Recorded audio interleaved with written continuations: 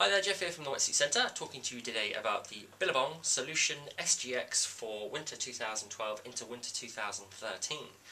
We've just got the suit into the warehouse and we're all kind of quite impressed with how light the wetsuit is, and that's what this suit is all about really. It's all about performance, flexibility and staying nice and light within the water.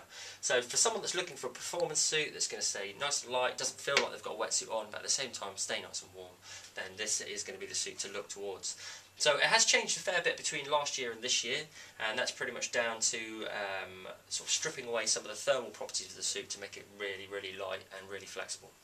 Anyone that's sort of familiar with the Revolution, it's a similar sort of panelled wetsuit in terms of minimal panels, but the grade of neoprene is even higher than the Revolution. This particular suit, the neoprene that they're using is what's called the Yamamoto neoprene.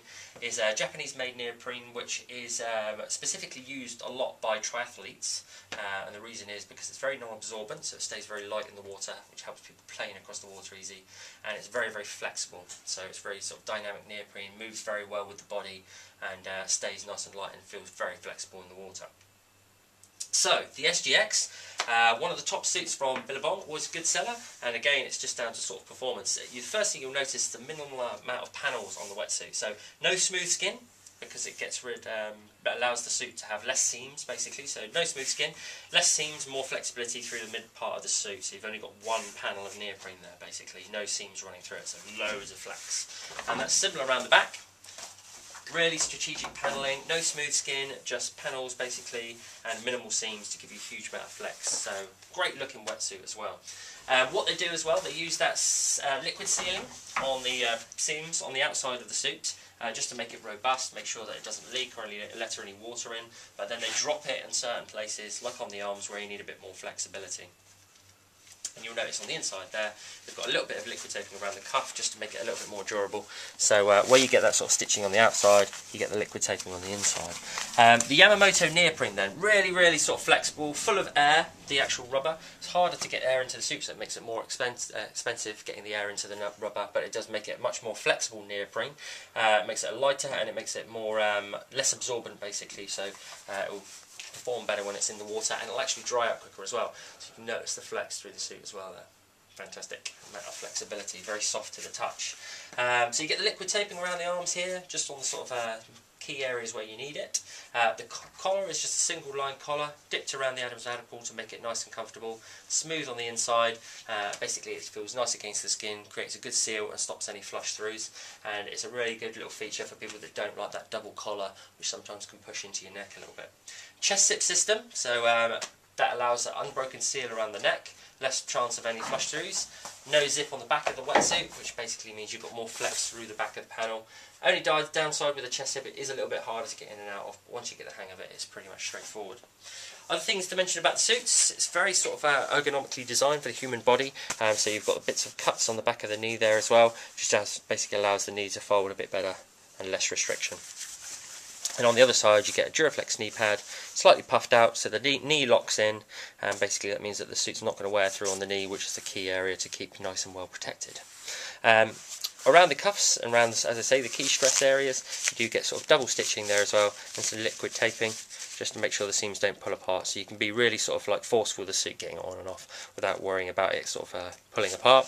And you also get the ankle grippers there as well, and I think that's similar on the cuff, just to sort of grip in. Same as last year, you get a pinched in cuff, it creates a better seal with your glove, stays nice and flush to your wrist, and that's the same around the neck as well.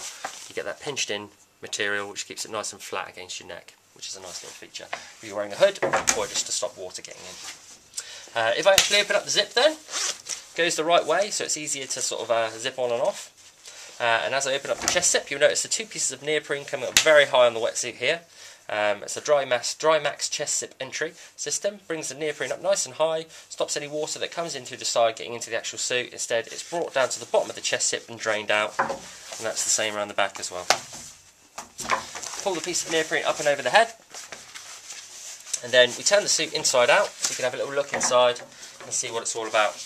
Now, as I said, with this particular suit, it's all about the grade of neoprene, so a very, very flexible, lightweight neoprene. And that runs through the whole of the suit, and minimal panelling. The one thing that thermal material does, which is a lot of people look towards having within a wetsuit these days, it's very warm obviously and very nice against the skin, but it does weigh the suit down. And when you're sort of building a wetsuit with this grade of neoprene that's really, really lightweight, really good thermal material, thermal properties, that's sort of like keeping your body warm because of the air within the neoprene, then what's the point of putting on all that thermal material and then weighing it down and basically undoing all the good work that the nice flexible neoprene has done.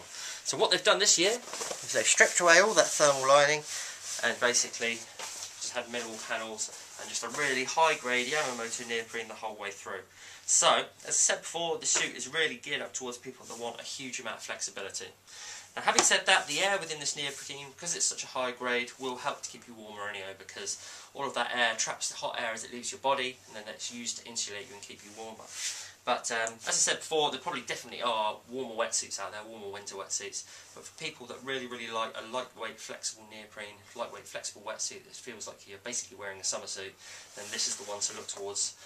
Incredibly lightweight, incredibly comfortable, having tried one on, and definitely a recommendation from the Wetsuit Centre for someone that's looking for a performance winter wetsuit.